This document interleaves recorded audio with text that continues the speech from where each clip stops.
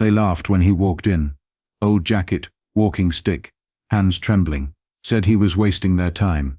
But when he unrolled the yellowed paper and started to draw, the room went silent, because the man they dismissed as a nobody was the missing piece to a 30-year case no one could solve. The station door creaked open against the wind, dry, dusty and hot enough to sting, the kind of day where even the flies moved slow. Inside, the hum of fluorescent lights blended with the click of a keyboard and the slurp of a half-melted soda. Deputy Trent Riggins sat behind the front desk, boots kicked up, scrolling through last night's football scores. He didn't look up when the door shut behind someone. The man moved slow, not from weakness, just intention. He wore a faded brown coat with worn edges, the kind folks didn't sell anymore. One hand gripped a walking stick polished smooth by time. The other held a large envelope, creased, sealed, yellowed like old parchment. Trent finally glanced up, gave the man a once-over, and went back to his screen. "You lost, sir." "No," the man replied, voice low but steady. "I'm here about Wilkes Hollow." That got a reaction. Trent's fingers paused mid-scroll. He looked up again, this time longer. "Wilkes Hollow," he snorted. "That case is older than I am." The man didn't flinch. He just stepped closer to the desk, boots quiet on the tile. "I know, but I have something you should see." Another deputy, broad-shouldered and half-listening from a nearby office, poked his head out. "We getting ghost stories now," he joked. A few chuckles stirred behind the glass partition. The man said nothing. He just laid the envelope gently on the desk. Trent raised a brow, not touching it. "Sir, we get all kinds in here. Folks think they saw Bigfoot, or found Jimmy Hoffa's shoe in a creek. You got ID?" The man shook his head slowly. "Just open it." Something in the way he said it, calm, sure, unshakable, made Trent's hand move before his brain caught up. He peeled back the flap and slid out a folded sheet. Thick paper, smelled like books from a church basement. Inside was a map, not printed, drawn, detailed. Trent frowned. It wasn't just creeks and trails. It had landmarks that hadn't existed in decades. An old slaughterhouse, a collapsed bridge, a dried-up well near Miller's Bend, places never shown on GPS. "What is this?" he asked. The man pointed at a small X near the woods past Route 11. "That's where you'll find her. Not bones, just her necklace. Silver, heart-shaped, cracked down the middle." "How do you?" "Because I was there," he said, finally looking Trent in the eye. "And I remember what the rest of this town tried to forget." The room went still. No more laughter, just the buzz of the lights and the quiet weight of something real landing in the middle of a place that hadn't expected it. Trent leaned back slowly, still staring at the map. The man didn't move, didn't explain further. He'd said what he came to say. Behind the glass partition, chairs squeaked and boots shifted. One officer leaned over with a smirk, eyes on the security monitor. "You see this?" he muttered. "Looks like Grandpa brought us a bedtime story." Another chuckled, mouth full of vending machine peanuts. "What's he gonna do? Summon the spirits of Wilkes Hollow with that walking stick?" Laughter flickered through the room, low, careless, the kind that people use when they don't expect to be challenged. The old man stood quietly in the middle of the lobby, unmoved. His coat hung heavy on his frame. His stick tapped once against the tile, as he turned to face the desk again. Trent, still holding the yellowed map, looked up like he didn't quite know what to do with it.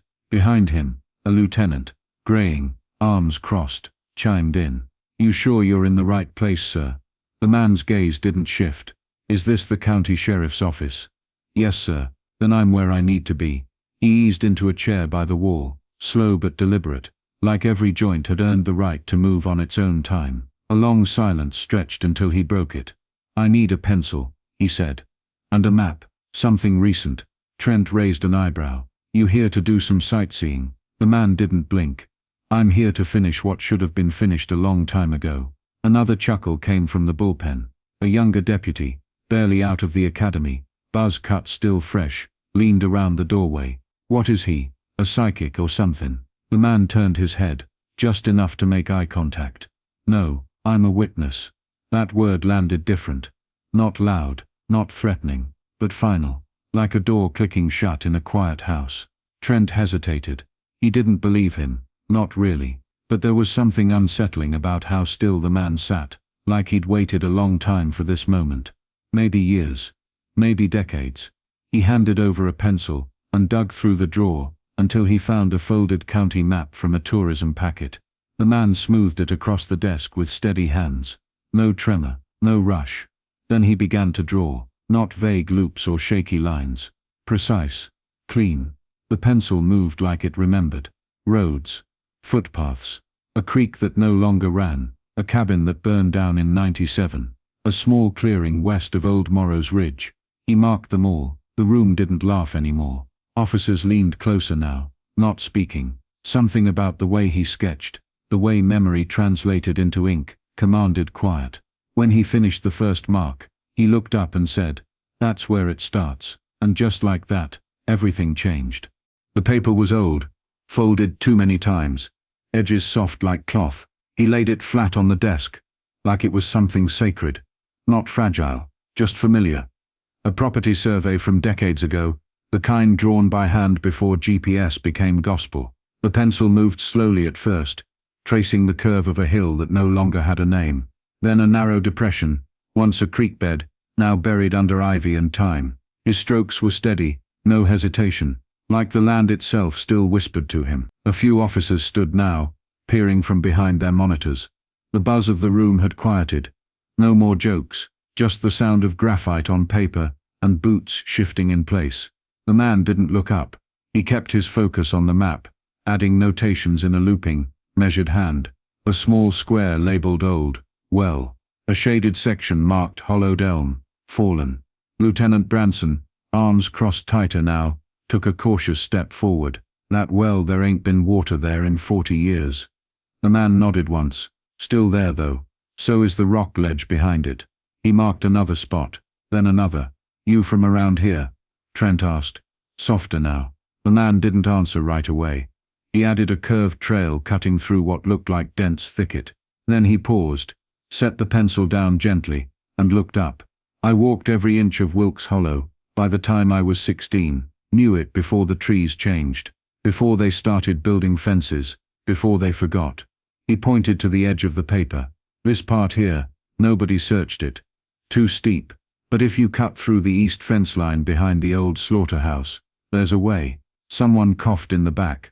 Not from sickness, just discomfort.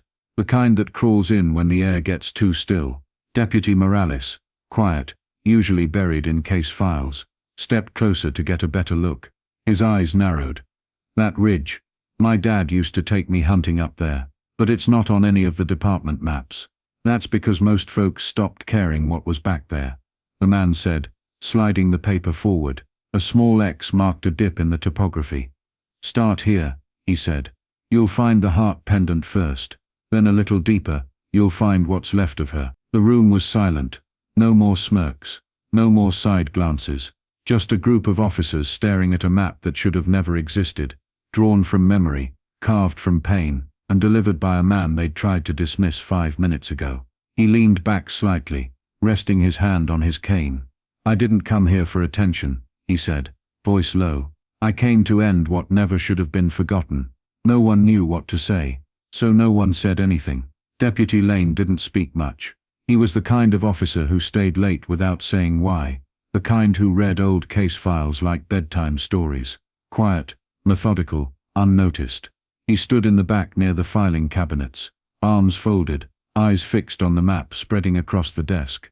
As the others hovered, still unsure whether to scoff or believe, Lane stepped closer, not to interrupt, just to look. The survey paper rustled faintly under the air vent, corners lifting like they were ready to take flight. The older man pressed them down with one hand and pointed to a curve near the bottom edge. "This here's where the creek used to flood in spring. Left behind a shelf of silt. That's where they buried her. Soft ground. Easy digging." Lane tilted his head. He remembered that term, soft ground, from the original reports.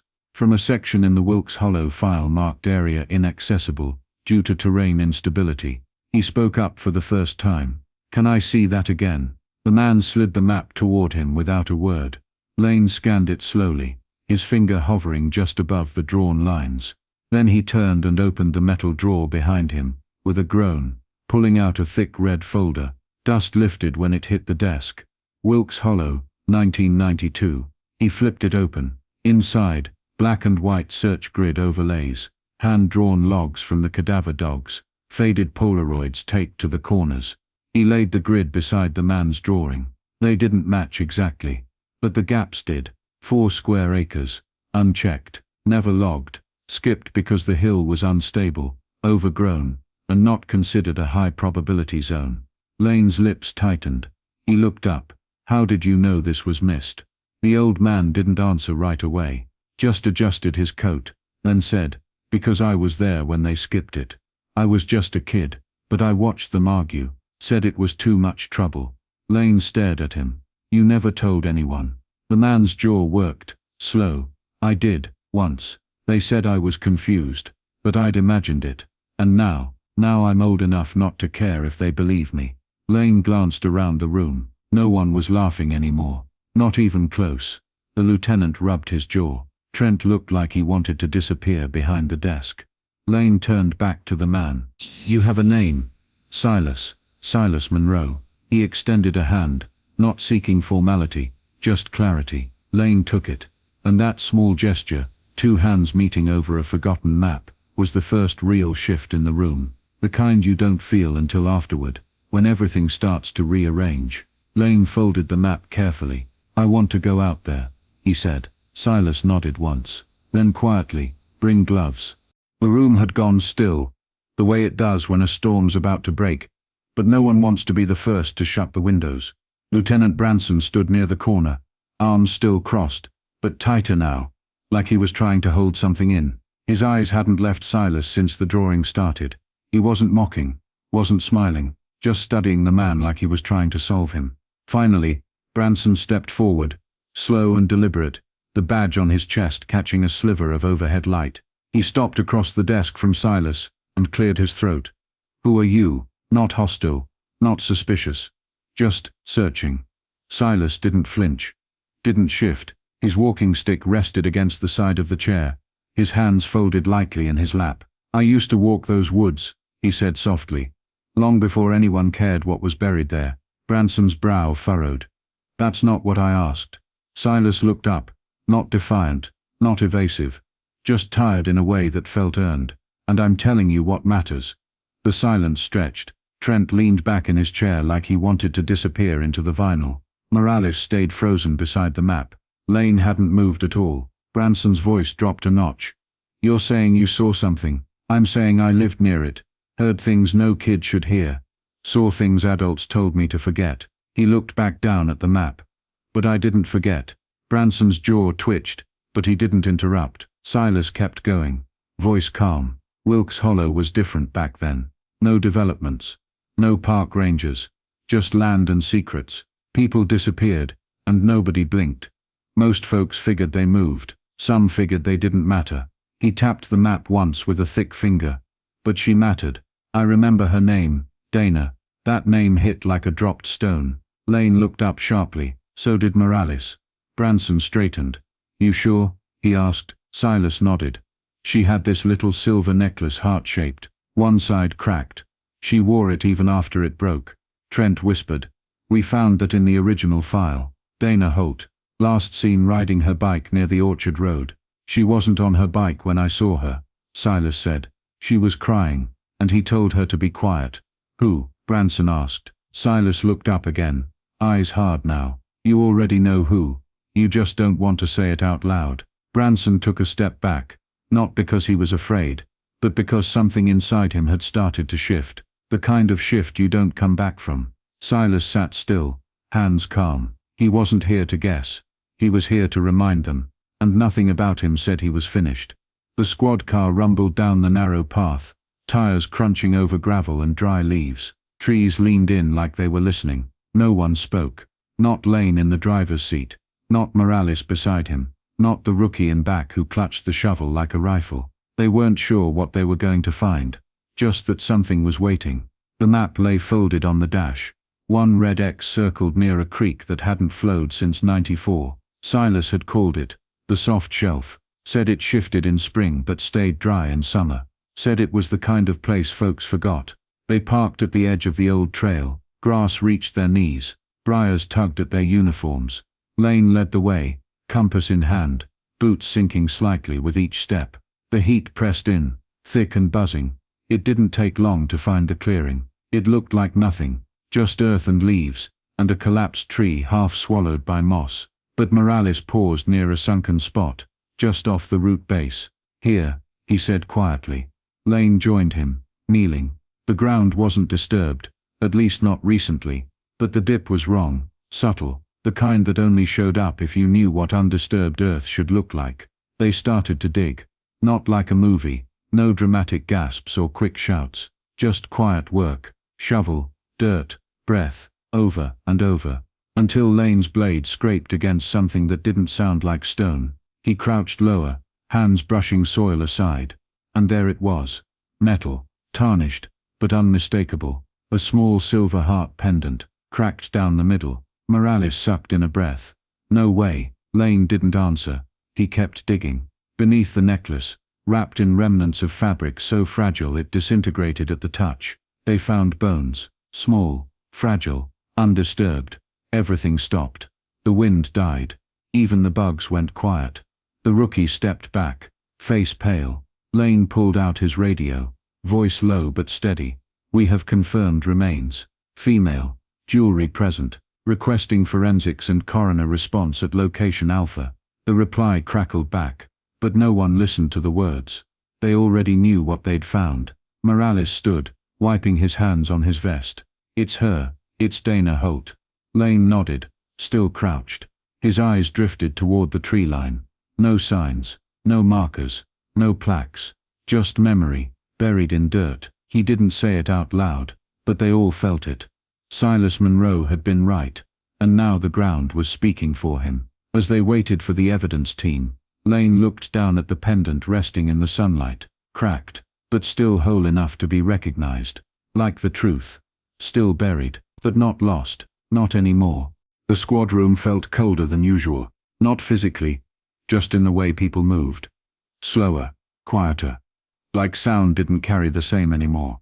Lieutenant Branson stood at the front, arms at his sides, not crossed. Lane sat nearest the map, eyes on the printout of the pendant, beside a decades-old photo of Dana Holt. Morales leaned against the wall, arms slack, jaw tight. No one said a word when Silas Monroe walked back in. He didn't ask what they found, didn't need to. He looked at their faces, some pale, some flushed, all changed, and gave a small nod like he already knew. Branson gestured to the table, cleared of coffee mugs and paperwork. Just the map now, unfolded, smoothed flat. He didn't ask this time. Just said, "Can you walk us through the rest?" Silas stepped forward, cane in one hand, fingertips brushing the paper, like he was feeling memory through touch. He pointed to a bend in the tree line, just north of Old Morrow's Ridge. "Here," he said. "There was a rope swing once. Broke in '88. Girl named Letitia used to meet someone there. After school, nobody ever looked." He moved his hand left. "And this, the miller's shed. Not the new one, the old one, burned in a brush fire. The foundation's still there, if you know where to look. That's where I saw the green truck parked. Same week, Danny Price disappeared. Someone exhaled hard, probably Trent. But no one interrupted." Silas kept going. Every spot had a story. Not wild guesses, not legend, just pieces, names, smells, sounds. A dog that barked every time the generator kicked on. A fence that creaked once, then never again. A scream heard through the fog one night, followed by silence, and the smell of gasoline. He didn't dramatize it. He didn't stumble. He spoke with a quiet certainty that pulled the room in like gravity. There were no long pauses for effect. No emotional tremors in his voice, just facts, delivered by someone who had waited 3 decades to be believed. By the time he stepped back, the map looked different. Not because the paper had changed, but because they had. Branson finally spoke. "Why now?" Silas looked him in the eye.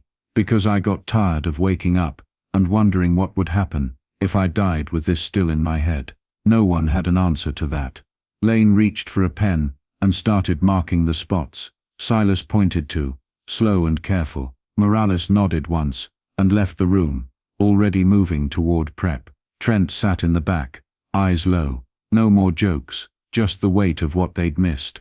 Silas didn't stay long. When he turned to leave, Branson said, "We'll follow up, all of it." Silas paused at the door. "You don't have to believe everything," he said quietly. "Just believe that someone should have looked sooner."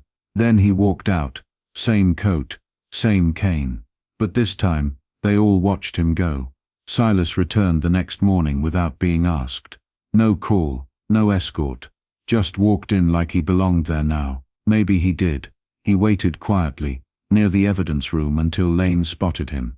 No words, just a nod, and then the slow shuffle down the hall toward the squad room again. The map from yesterday was still out. No one had dared move it. But this time, Silas brought something else. He reached into his coat, same brown one, same worn sleeves, and pulled out a thin parcel wrapped in wax paper, yellowed, edges curled like old leaves. He set it gently on the table, then peeled it open with the care of someone handling something more alive than it looked. "This," he said, "wasn't meant for anyone else." They leaned in. Lane, Morales, Branson, even Trent standing now, eyes narrowed. It wasn't a map. Not exactly. It was a ledger, handwritten, faded ink, names listed down the left side, some full: Letitia Martin, Danny Price, Carson Webb, others just initials. Next to each, a date.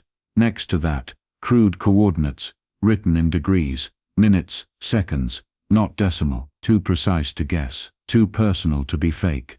But it was the symbols that stilled the room. Some names had red X's, some were circled, a few had both. "What is this?"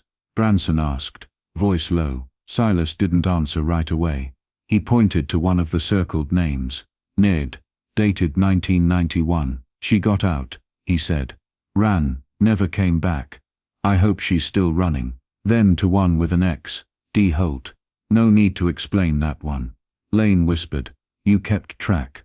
Silas nodded once, didn't know what else to do with it. "I wrote it down to remember, because I knew no one else would." Branson rubbed a hand across his jaw. "These coordinates, they real. Walk them if you don't believe me." Silas said, "But I never wrote a lie in that book." Morales pointed to a different name, circled and underlined. "E. Maddox, 1993. Who's this?" Silas was quiet for a long moment. "Then he was the first one I told. Said he'd help. 2 weeks later, he left town. Never heard from him again." Branson looked over the sheet again. "And the red X's, those are the ones that never came back." A thick silence pressed into the room. No sound but the distant hum of the ice machine from down the hall. Branson picked up the ledger with both hands, gently, like he finally understood what it was. Not just paper. A record, a memory, a warning. Lane folded the wax paper and set it aside. "Why keep this?" he asked. Silas looked at him. "Because remembering was the only way I could survive forgetting." And with that, they knew this wasn't just a lead anymore. It was an indictment, written in a witness's hand, line by line, name by name, and there was no going back. The room was still. Fluorescent lights hummed overhead, but no one noticed anymore. Branson stood closest to the ledger now, glasses on, one finger trailing down the column of names, like he was afraid to touch them directly. Lane sat beside him, jaw locked, reading over his shoulder. Morales leaned back, arms folded tight, eyes unreadable. Then Branson froze. A name near the bottom, R. Coulter, date July 1993, red X, underlined twice. He didn't say it out loud. He didn't have to. Lane looked up. "Coulter, as in?" Branson nodded once, slow. "Russell, he's the brother of Dean Coulter, retired last year, 34 years on the force." No one spoke. Not for a long time. Trent, who'd been hanging back by the lockers, went pale. That can't be right. Russell was just a kid. Quiet. Weird. Sure. But nobody ever said anything. Silas didn't flinch. Just pulled the chair out and sat down slowly. "I was 12, he began, voice thin but steady. "Russell was 17. Used to ride dirt bikes with the older boys down by the quarry." He tapped the ledger gently. "Just once. I was fishing near there. Heard them first. Laughing. Then yelling. Then something else." His eyes didn't meet theirs. They were far away now, caught somewhere between memory and shame. I crept up behind the brush, just enough to see. There were 3 of them, but only Russell had the shovel. Trent swallowed hard. Morales looked down. She was already still. Silas said, "Quieter now." Face scraped up, hair full of gravel. The others looked scared, but he paused, eyes narrowing faintly. He wasn't. Lane leaned forward. "You saw him bury her?" Silas nodded. "And you didn't say anything?" The question didn't come with anger, just exhaustion. Silas looked up finally, eyes glassy, but fierce. "I was 12. My mama worked in the laundry room of the sheriff's office. You think anybody was gonna believe me? A poor black boy, accusing a white officer's brother." The words sat there, heavy. "True." Branson ran a hand down his face. "Dean never said he had a brother who left town." "He didn't leave," Silas said.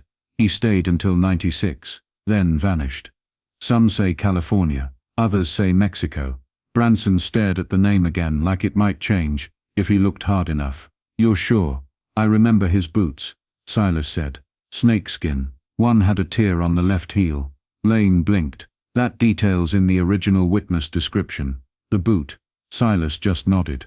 In the corner, Trent sat down without speaking, and the room, already heavy, seemed to sink a little deeper into itself. The truth had been sitting in a folder for 30 years, and the person who could have cracked it was drinking coffee 2 desks away. Until now. Now, nothing looked the same, especially the names they thought they knew. Rain tapped slow against the office window, soft and steady like a ticking clock. No one could stop. Outside, red and blue lights flashed through the storm. News vans, cruisers, a growing crowd held back by yellow tape and soaked deputies. Inside, the sheriff's office was dim. Just a desk lamp, and the orange flicker from the fireplace. Real wood, old stone. Sheriff Callan sat behind his desk, jacket off, sleeves rolled. He was new to the county, 6 months in, young for the role, but sharp. He didn't carry the weight of 30 years here. Not yet. Silas sat across from him. Same coat, same cane, leaned gently against the chair. In front of him, 2 mugs of black coffee, one untouched. Callan didn't press. He just waited. Silas looked at the flames, then spoke. It started before Dana, before most folks cared. Callan leaned forward, elbows on the desk. "There was a group," Silas said. "Boys, sons of deputies, ranch kids, all white, all protected. They'd meet in the woods, drink, ditch school, do things to girls they knew wouldn't talk." His voice didn't crack, didn't rise. It just rolled out like a story he'd told himself in the dark too many times. "I saw what they did to Letitia Martin. She was 15. They called it a game." Callan closed his eyes for a second, jaw tightening. "I tried to tell my mum. She said no, said it was dangerous, said if I opened my mouth, they'd bury me too." Silas shifted slightly in his chair. The firelight danced on the lines of his face. "So I didn't. I watched. I remembered, and I wrote." He glanced toward the window. "When Dana disappeared, I knew it was them. Same place, same pattern. But this time, something changed. Russell Coulter was different. He wasn't just following the others. He liked it, took charge, buried her himself. And no one believed you. No one even asked." Silas chuckled, but there was no humor in it. "They said she ran off with a boyfriend. Like a girl with a cracked necklace and a busted bike would do that without telling her mama." Callan sat back slowly. "What about the cover-up?" Silas exhaled. "Dean Coulter shut it down.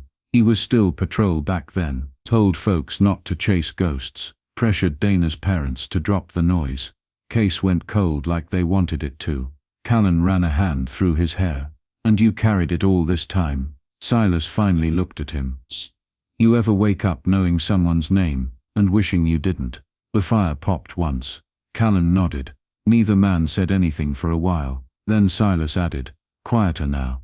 I'm not here to make peace, just to make sure the truth don't die with me." Outside, the storm swelled, but in that room, it was calm, and for the first time in 30 years, someone was finally listening. The morning came grey and slow, like the town itself was holding its breath. By 9 a.m., word had already leaked. Not officially, just the way it always does in small places. A look between deputies. A hushed call from someone's cousin at the courthouse. The silence before something loud.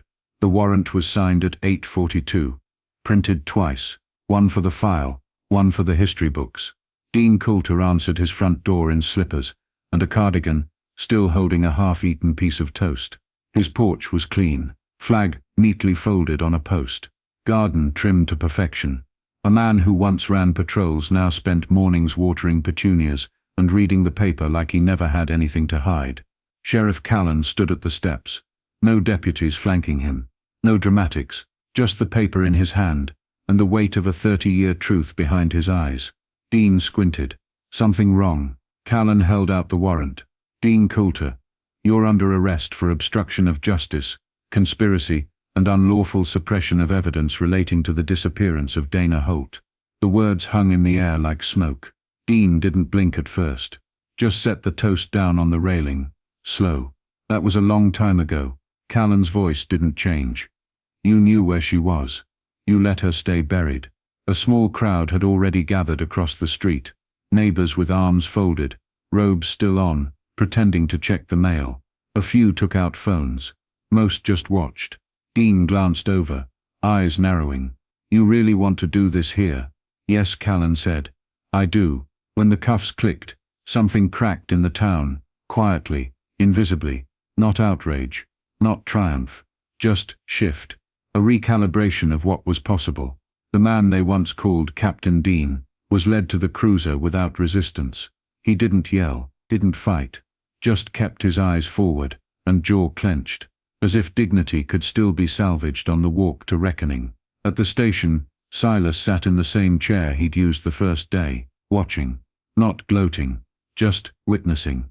Morales passed him with a nod. Lane stood at the front desk, radio off, arms crossed, eyes on the screen, as the charges were typed in, one by one. Trent stayed in the back. By noon, the phones rang non-stop. Reporters, lawyers, residents with questions they didn't know how to ask. The case that had haunted Wilkes Hollow was breaking, not with a bang, but with the click of a door, the shuffle of slippers on concrete, the fall of a name no one ever thought would land. And through it all, Silas Monroe didn't say a word. He didn't need to. The town was finally speaking for itself. The courthouse steps buzzed with voices and camera shutters, microphones angled like weapons toward the heavy oak doors. Reporters in tailored jackets jostled for space. Locals leaned against iron railings, whispering names they hadn't said aloud in years. Dean Coulter had been escorted in hours earlier, head high, jaw set. But the one everyone was waiting to see wasn't him. It was the man with the cane. The door creaked open mid-afternoon. Silas Monroe stepped into the light. Same coat, same slow gait, stick-tapping rhythm against the stone, like a metronome for the moment. The crowd leaned forward. Mr. Monroe, do you have a comment? Is it true you had this information for 30 years? What do you want the community to remember? He didn't flinch, didn't stop. He just kept walking, eyes fixed ahead. The cane clicked against the ground with each step. Reporters followed at a distance, surprised by the refusal, unsure how to frame a story without a soundbite. He passed a young woman holding a press badge, recorder in hand. Her mouth opened, then closed. Silas looked at her, just briefly, then kept moving. Past the news vans, past the sheriff's cruiser idling with engine humming, past the protest sign someone left propped on a bench. Justice delayed isn't always justice denied. He didn't read it, didn't need to. He turned down Main Street, where the sidewalks cracked in familiar places, and the awnings still flapped in the wind, like they did when he was a boy. No cameras followed now, no questions trailed him, just the sound of his own footsteps, unrushed, unbothered.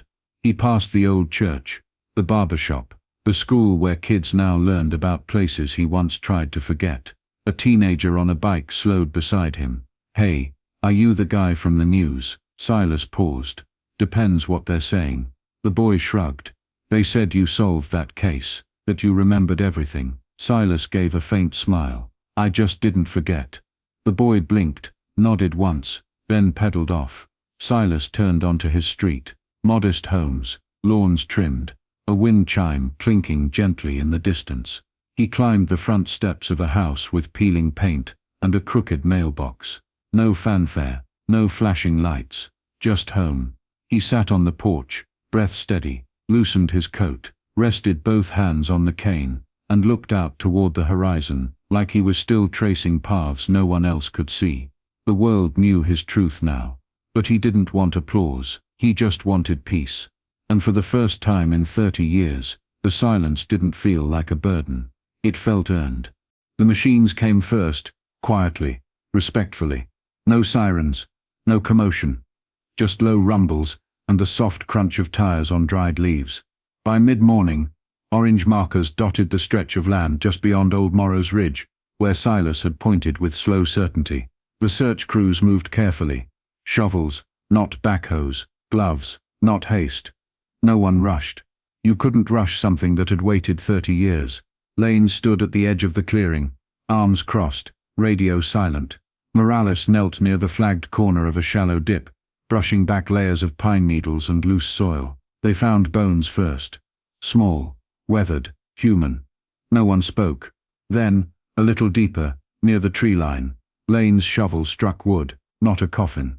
Not a box, just a slat, rough cut, about 12 inches long, 4 wide, the kind used for fence posts, maybe scrap. The top was chipped, but the surface was intact. Lane knelt, brushing it clean with bare hands. The wood was soft but held together, letters carved into the grain, not with tools, but something dull and uneven. A knife, maybe, or a rock. 3 initials, DH, and just beneath them, scratched in with all the care a frightened hand could offer. We mattered. Lane froze, not from fear, but from something deeper, a crack in the chest, a punch of air leaving the lungs. He reached for his radio but didn't speak. He stayed there, crouched, one hand on the marker, like touching it too long might break it, or him. Morales stepped beside him. Read the words. Didn't ask, didn't need to. Others came slowly, one by one. A silent circle around the grave, around the truth. Some bowed their heads, one whispered a name, another wiped her eyes, and turned away. The press wouldn't hear about the marker for hours. But in that clearing, surrounded by wind, trees, and the soft smell of turned earth, everyone knew what it meant. It wasn't just a grave, it was a statement, a protest, a whisper from the past, that refused to be buried. We mattered. Lane stood finally, marker in hand, arms trembling. He didn't try to hide it. He didn't want to. He looked toward the hills beyond the ridge, where Silas had once said, that's where they stopped looking. But they were looking now, and digging, and remembering. The truth hadn't just been uncovered in bones, or files, or maps. It had been carved in dirt, by someone who wasn't supposed to survive long enough to be believed. But he did. And now, the ground was giving up its silence. One name, one grave, one truth at a time. The new wing smelled like fresh paint and quiet resolve. Cream walls, dark trim, soft lighting that didn't hum or flicker. The hallway was narrow, but every step echoed like something sacred had been built into the floor. At the end of the corridor, past the training room and the glass case of commendations, hung a frame that didn't match the others. It wasn't sleek, it wasn't gold-plated, just wood, dark, hand-sanded, uneven in places. Inside it, a weathered sheet of paper, yellowed at the edges, creased down the center like it had lived in a coat pocket longer than most people lived in one town. The map, hand-drawn, inked with memory, instead of certainty. It still showed the creek bed, the hollow, the old well, the ridge. But now, those places meant something more, not forgotten corners of a forest, but sites of truth, unearthed, pain reclaimed. Beside it, hung a simple plaque, no photos, no seals, just in honor of those who were lost, and the man who remembered, Silas Monroe. Deputies passed it every day now. Some paused, some didn't, but all of them knew it was there, and all of them knew why. Lane had pushed for the tribute, quietly. No speeches, no ribbon cutting, just a single vote in a morning meeting, and the gentle placement of the frame one Tuesday after shift change. Morales helped mount it. Branson nodded approval from a few steps back. Even Trent, who never quite found the words to apologize, stood in front of it longer than most. They didn't need to say much. The map had already spoken louder than any of them. Outside, the town had changed too. People talk differently now, less about ghosts, more about justice. Old rumors were revisited with sharper ears. Families held tighter to memories they once tried to box away. And Silas, he didn't visit the station again. Not once, but he didn't need to. He'd already left what mattered. Most days, he could be seen walking the edge of town just before sunset, cane tapping gently, coat flapping in the breeze, like it always had. Sometimes a child would wave. Sometimes a car would slow down just to nod. He never stopped walking, never gave speeches, never once stepped in front of a camera. But every now and then, when the wind shifted just right, someone would swear they saw him pause, just for a second, and glance toward the woods beyond the ridge. Not because he was haunted, but because he remembered. And now, finally, so did everyone else. They called him a waste of time, a relic, a man with shaky hands and nothing left to offer. But when Silas Monroe opened that yellowed envelope and began to draw, he unearthed a truth their badges had missed for 30 years. Because memory isn't fragile, it's powerful. And sometimes, the quietest voice is the one that finally brings justice. If this story moved you, share it. Subscribe to Black Roots for more stories that reveal the unseen, honor the unheard, and rewrite what history tried to forget. To Sam, because we mattered, isn't just carved in dirt, it's carved in us.